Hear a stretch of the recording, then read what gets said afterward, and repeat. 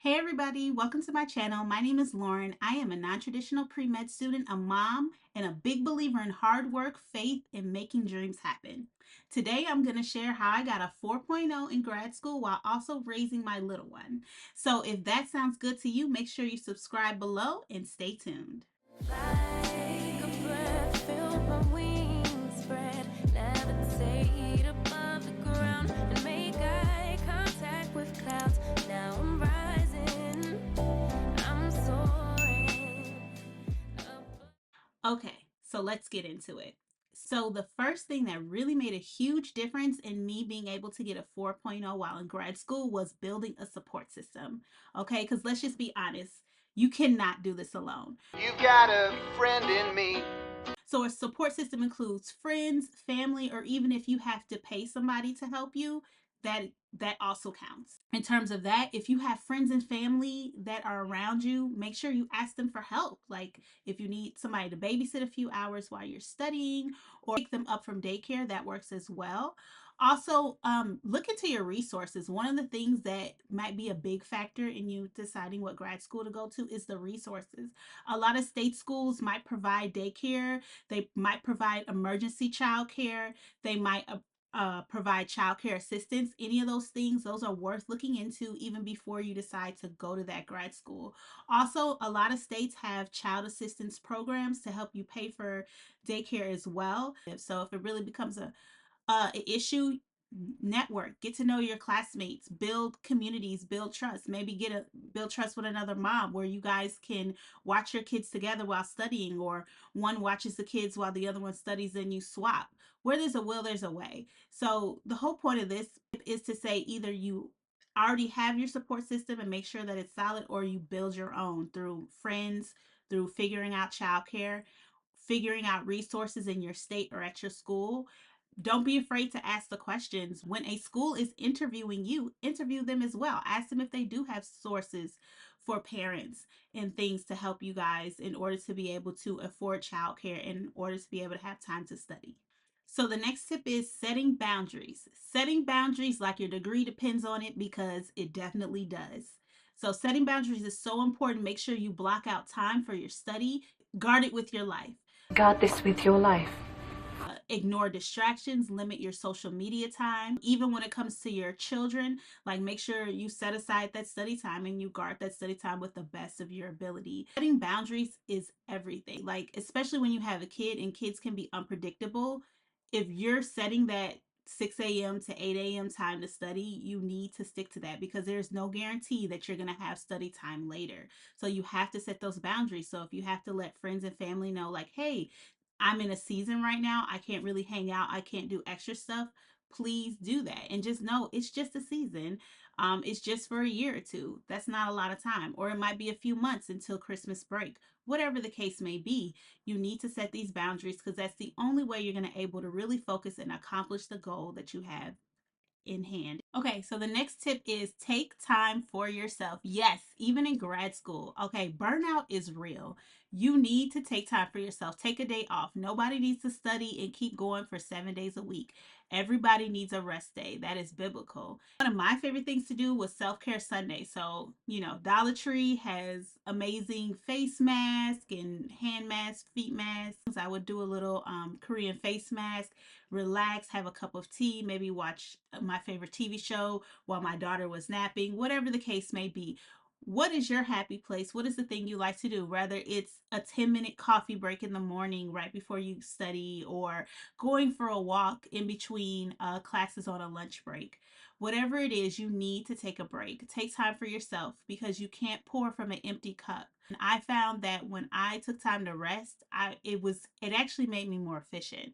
So if I took a complete day to rest or a few hours to rest, the next day I was more willing to get up early, to go hard in my studies, to take care of my kid. You need to get your rest. Okay, the next tip is such an important tip, which is get organized. Okay, If your life is chaos, your grades will be chaos too, okay? And then routines, routines, routines. I mean, I had a morning routine, I had a night routine, I had an afternoon routine. My daughter had a routine. My daughter had an evening routine. My daughter had a night routine.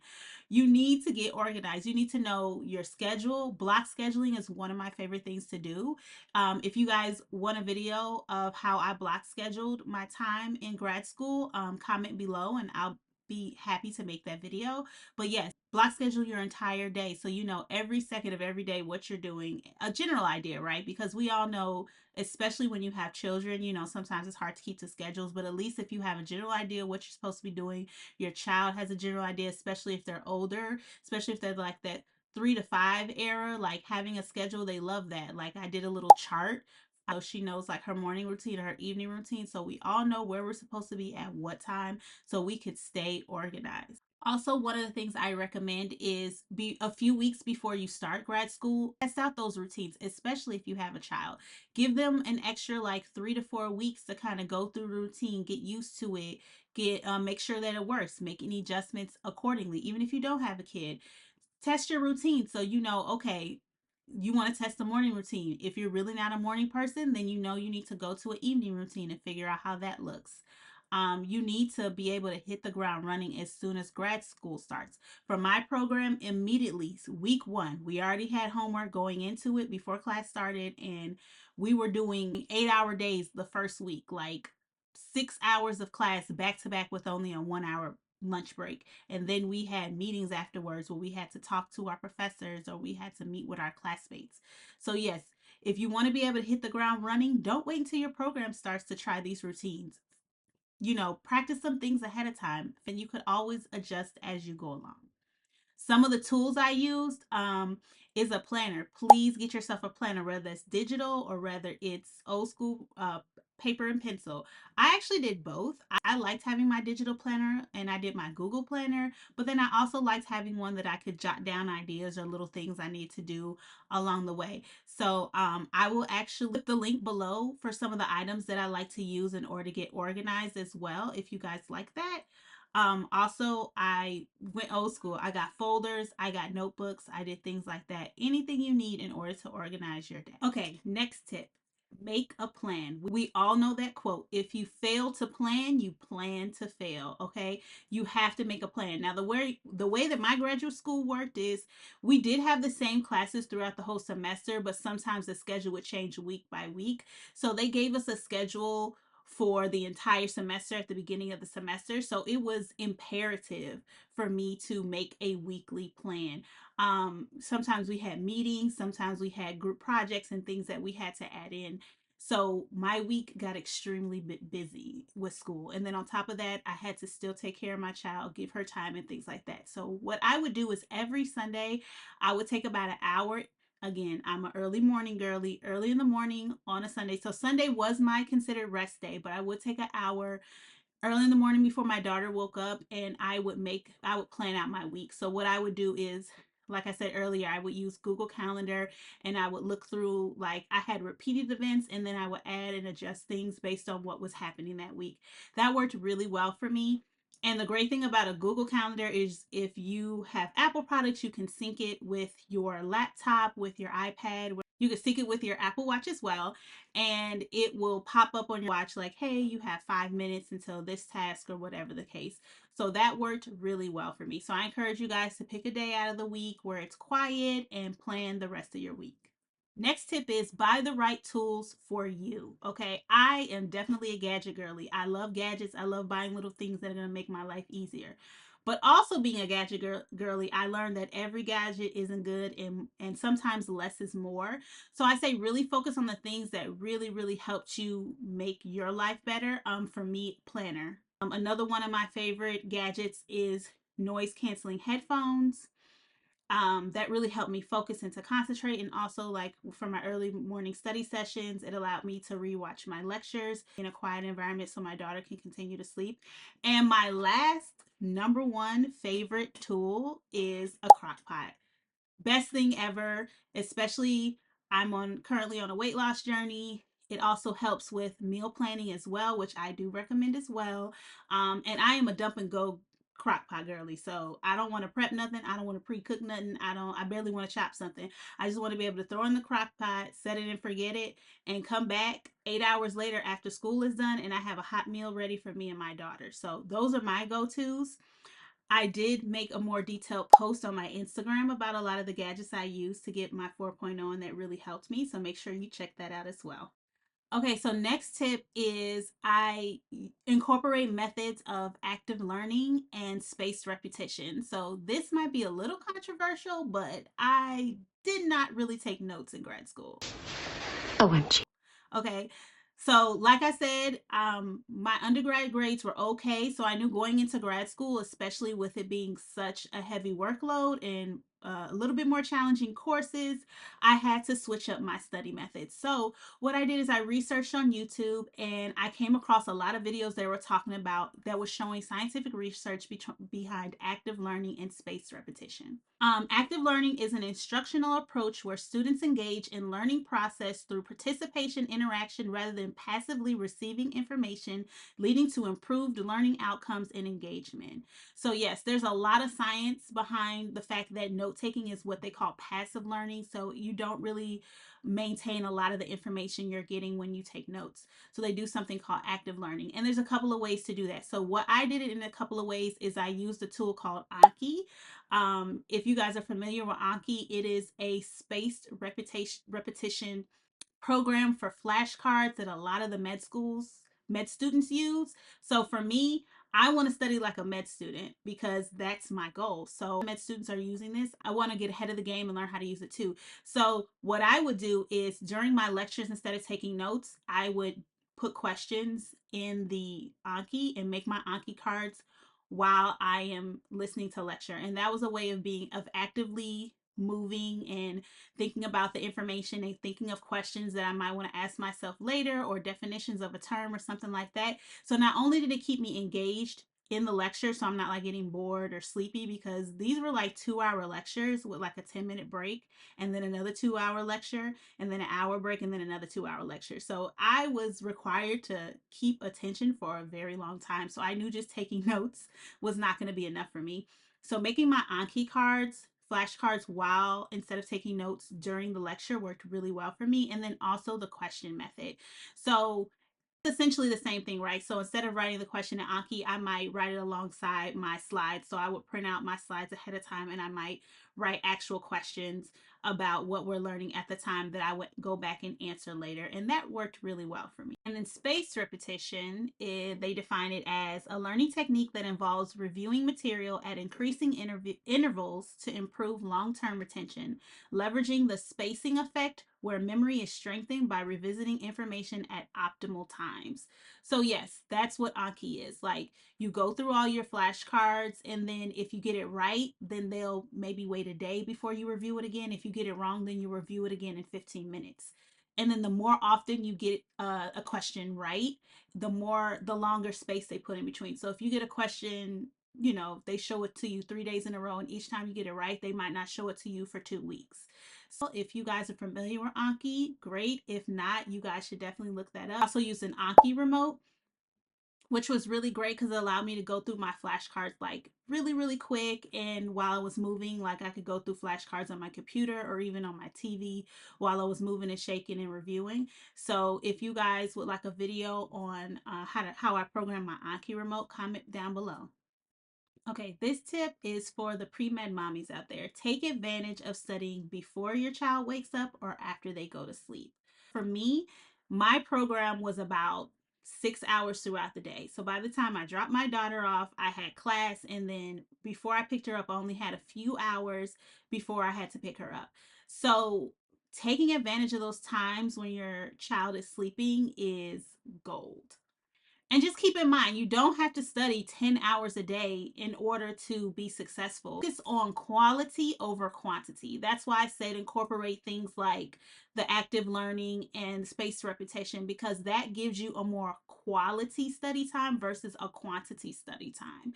And then utilize those hours. So for me, example, on certain days, if I'm getting up at 3 or 4 o'clock in the morning to do my devotion, because I always want to start my day with God, and then I would have maybe 2 to 3 hours before she would wake up. So during that time, I would review my Anki cards. I would go over whatever slides that I had throughout the day, because I liked being pre-prepped and kind of understanding and already knowing what we're going to go over that day. So it's not the first time I'm looking at that information, and then reviewing anything from the day before that I did not understand. So that way, that was 3 hours. I'm getting a lot of studying in, and that's even before class started. So, and that's because I'm a morning girly. I'm not going to stay up till midnight. So if you are a nighttime girly, then what you need to do is do that in the evening. So maybe make it a goal to make sure your kid is asleep by like 8 o'clock. And then from like that 8 to midnight or 8 to 11 o'clock, that is your golden hour to get all those things. Okay, so the next thing I did is I made my study space comfortable. So I don't know if you guys have read the Atomic Habits book, but one of the things that they emphasize in that book is make it attractive. And so for me, that meant I'm going to spend a lot of time in this space. I'm going to study for hours here. I'm going to sit and look at screens and review lectures. So I have to make this attractive. So I took a little bit of money and a little bit of time to really figure out what makes me feel comfortable, what makes me at home.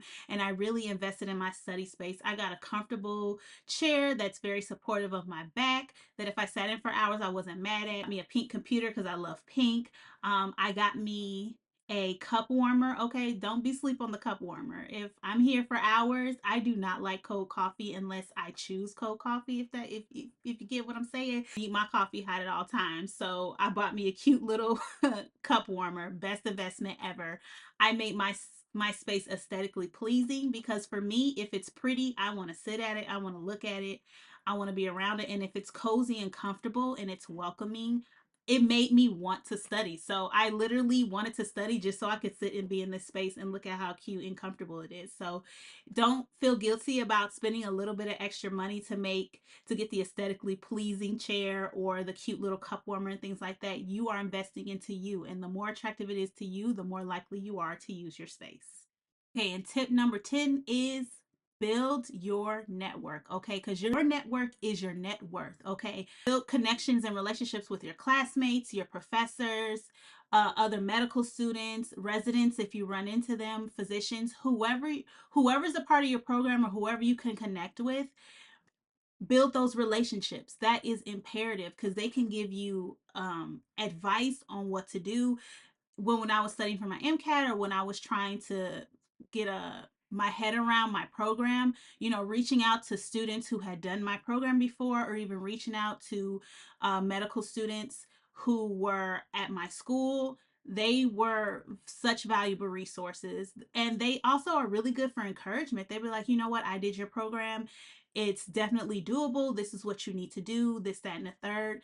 That was invaluable information and encouragement, and it really made me feel like I wasn't in this by myself, that I had a community and a team here to help build with me. That also means build study groups. If you did bad on a quiz, because let me tell you, in grad school you can do bad on a quiz and still get straight A's. Like, it's not the end of the world. Times when I didn't do as well on a quiz as I needed, reach out to my classmates who did, who was like, hey, who aced this quiz? Can I do a study group with you, and can you show me what you did, or kind of the methods you're using to understand this information, or can you explain it to me? So study groups are really great. Also, reaching out to your professors, getting to know your professors, doing their office hours. Not only is it great for you to further get the information you need in order to do well in your test, but it's great to build those connections so you can get recommendation letters, especially as a non-traditional student, because even though I was able to reach out and get a recommendation letter from my professors from my undergrad, it was years ago. So it's nice to get a recent recommendation letter that's fresh and has and they have a better perspective of who you are today versus who you were 4 or 5 years ago. So that's really great. Of course, other medical students. So that's one of the things that you should keep in mind with choosing your undergrad or your graduate program. I would recommend getting a program that is connected with a med school, that you do have access to medical students, because They were just where you were. They can give you advice, they can give you encouragement. Some of the medical students had just went through my program and they are now medical students, so they were able to give me specific advice on my specific program. Your community is everything, and if you do not have it, you need to build it. I cannot stress that enough. Listen, I know as a mom or a non traditional girly, between balancing school and the kids or school and a full time job, things can get crazy. I know it's not easy, but listen, it is possible. I am an example that it can be done, and all you have to do is trust yourself, trust the process, but most of all, trust God. He will not lead you astray. If this video was helpful, make sure you like and subscribe and comment below, and I'll see you guys in the next video.